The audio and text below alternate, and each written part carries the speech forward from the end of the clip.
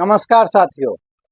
शनिवार को छठे चरण के अंतर्गत 8 राज्यों की 58 सीटों पर मतदान का कार्य संपन्न हो गया। अब सबसे बड़ा सवाल यह है, जो कि चुनाव के पहले जो एक नारा गढ़ने की कोशिश की गई और उसी नारे पर बीजेपी ने अपना पूरा कैंपेन चलाया, अब की बार 400 पार का। तो अब सबसे बड़ा सवाल यही है कि क्या बीजेपी को यानी एनडीए को कुल 400 सीटें प्राप्त होंगी? क्या बीजेपी को अकेले 370 सीट आ रही है और एनडीए 400 के पार जा रहा है क्या? अगर छठे चरण की बात करें तो जो 58 सीटों पर मतदान हुए, उनमें से 45 सीटें एनडीए के पास हैं। बिहार की 8 सीटें, उत्तर प्रदेश की 14 सीटें, दिल्ली की 7 और हरियाणा की 10। इन तमाम सीटों पर चुनाव हुए और इनमें से 58 में से 45 सीटों पर बीजेपी या उसके साथी दलों का कब्जा है।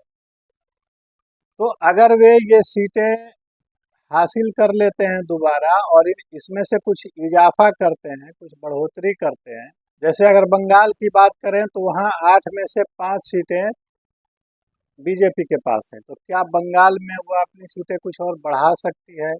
उड़ीसा में कुछ सीटें बढ़ा सकती है क्या? क्योंकि बिहार में तो 8 में से जो बिल्कुल 8 सीटें हैं वो एनडीए के पास हैं। हरियाणा और दिल्ली के बारे में आप जानते ही हैं कि दिल्ली की 7 में से 7 और हरियाणा की 10 में से 10 सीटें 2019 में बीजेपी को ही मिली थी। तो जो सीटें पहले से एनडीए के पास हैं उसको रिटेन करना और उसकी संख्या को और आगे ले जाना, ये एनडीए की या बीजेपी की चुनौती रहेगी।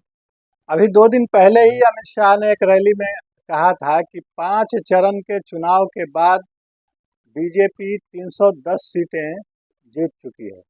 अगर इस बात को सही माने और इसको देखें कि छठे चरण में 45 सीटें एनडीए के पास हैं, तो लगभग 360 सीटें एनडीए को हासिल हो जाती हैं। दरअसल बिहार और महाराष्ट्र दो ऐसे राज्य हैं जहां एनडीए के लिए एक चुनौतीपूर्ण स्थिति सामने आई है। बिहार में इस बार इस बात की संभावना है कि 40 में से संभवतः 39 सीटें तो ना आए, शायद 2-3 सीटों का या कुछ सीटों का वहां नुकसान होने की बात की जा रही है।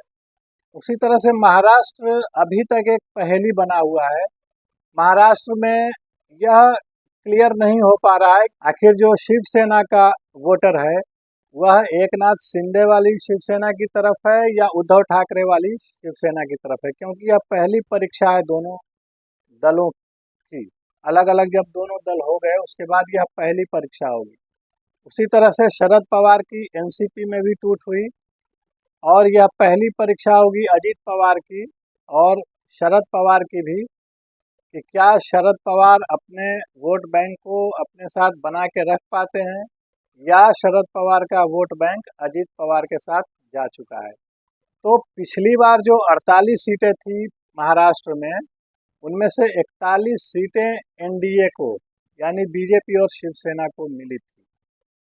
तो अगर वह रिजल्ट दोहराता है, अगर बीजेपी, अजीत पवार की एनसीपी और एकनाथ शिंदे की शिवसेना और आरपीआई ये सब मिलके अगर 40 से अधिक सीटें ले आते हैं, तब तो कहा जाएगा कि पहले का ही रिजल्ट एक तरह से दोहरा रहा है। लेकिन महाराष्ट्र पर एक प्रश्न चिन्ह जरूर है, क्योंकि उसकी परीक्षा अभी होनी है। वहाँ इतने खंडन मंडन हुए कि मतदाता क्या सोच रहा है, वह किस तरफ जा रहा है, उसकी सहानुभूति किस तरफ है, यह बहुत स्पष्ट नहीं है। लेकिन इन सब के बीच बीजेपी के लिए जो सबसे बड़ी आशा की किरण है वह है दक्षिण भारत के कुछ राज्य, जैसे खासकर तेलंगाना और तमिलनाडु। तमिलनाडु में भी बीजेपी को एक भी सीट नहीं है, लेकिन इस बात का पूरा अनुमान है कि जिस तरह से 2019 में बीजेपी ने बंगाल में 2 से 18 सीट तक की यात्रा तय की थी, उसी तरह से इस बार तमिलनाडु में बीजेपी को अच्छी खासी सीटें मिलेंगी, क्योंकि तमिलनाडु में 39 सीटें हैं और बताया जा रहा है कि कम से कम 8-10 सीटें बीजेपी वहां जीत सकती है, क्योंकि एक बहुत ही धारदार नेता वहां बीजेपी को मिला है के अन्नामलाई के रूप में, जो काफ़ी मेहनत कर रहे हैं। और प्रधानमंत्री मोदी ने भी काफ़ी मेहनत की है, तमिलनाडु से जुड़ने की काफ़ी कोशिश की है। अगर सिर्फ 2024 की बात करें तो अभी तक प्रधानमंत्री मोदी 7 बार तमिलनाडु जा चुके हैं। कि पहले हम लोगों को याद है 20-25 साल पहले के जो प्रधानमंत्री होते थे, वे एक राज्य में 5 साल में एक आध बार चले गए तो बड़ी बात हो जाती थी चुनावों के समय में। लेकिन मोदी ऐसे नेता हैं जो एक राज्य में कई कई बार चले जाते हैं। उसका सबसे बड़ा उदाहरण नॉर्थ ईस्ट के हमारे राज्य हैं, चाहे वो सिक्किम हो, त्रिपुरा हो, अरुणाचल प्रदेश हो, तमाम ऐसे राज्य जो मेघालय हैं। तो इसी तरह से दक्षिण भारत को भी उन्होंने जोड़ने की कोशिश की है बीजेपी की धारा से। काशी तमिल संगमम से भी तमिलनाडु में एक तरह की सक्रियता आई है बीजेपी को लेकर के। तो तमिलनाडु और फिर तेलंगाना, तेलंगाना में 17 सीटें हैं, जिसमें से अभी 4 सीटें बीजेपी के पास है। लेकिन ऐसा बताया जा रहा है वहाँ भी बीजेपी के सीटों की संख्या बढ़ने वाली है। तो ये दो राज्य तो प्रमुखता से हैं। कर्नाटक में लंबे समय से बीजेपी मजबूत रही है और वहाँ इस बार भी वह नंबर 1 पार्टी बनेगी ही, ऐसा कहा जा रहा है। दूसरे केरल और आंध्र प्रदेश में भी बीजेपी का खाता खुल सकता है, 1 या 2 या 3 सीटें, इस तरह से जो कुछ भी हो, लेकिन इन राज्यों में भी बीजेपी का खाता खुल सकता है। तो ये तो दक्षिण के राज्य हो गए जहाँ से एक अच्छी खासी संभावना बीजेपी को है। और अगर कहीं से, जैसे महाराष्ट्र और बिहार की बात हम कर रहे थे, कि अगर कुछ सीटें, ऐसा नहीं है कि कुछ बड़ा अंतर वहाँ होगा, लेकिन अगर 2-4 सीटों का कुछ ऐसा अंतर आता भी है तो उस अंतर को पाटने का काम दक्षिण के ये राज्य करेंगे, और पाटेंगे ही नहीं बल्कि उससे आगे निकल जाएंगे। इसके बाद पूरब के 2 राज्य महत्वपूर्ण है जहां बीजेपी इस बार अच्छा करने जा रही है। इसमें उड़ीसा और पश्चिम बंगाल, ये 2 राज्य हैं। उड़ीसा में हालांकि अभी 8 सीटें बीजेपी के पास है, लेकिन वहाँ 21 सीटें कुल मिलाकर हैं और वहाँ की बीजेडी सरकार खासी अलोकप्रिय हो चुकी है, क्योंकि लंबे समय से वहाँ सत्ता में है और अब उड़ीसा की जनता बदलाव के मूड में है।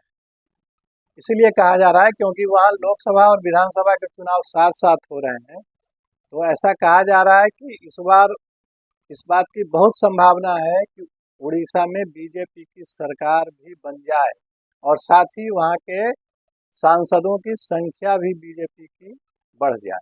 दूसरी तरफ बंगाल की तरफ रुख करें तो 2019 में 2 सीटों से चल के बीजेपी ने 18 सीट तक की यात्रा तय की थी। इस बार कहा जा रहा है कि बीजेपी वहां 20 से 25 सीटों तक प्राप्त कर सकती है। जिस तरह से संदेश खाली की घटना हुई, जिस तरह से सीए और एनआरसी का मामला वहां आए दिन सुर्खियों में रहता है, जिस तरह के धार्मिक और सांप्रदायिक ध्रुवीकरण वहाँ की राजनीति का एक तरह से मूल बन चुका है, ऐसे में उसका लाभ निश्चित रूप से बीजेपी को मिलता दिख रहा है।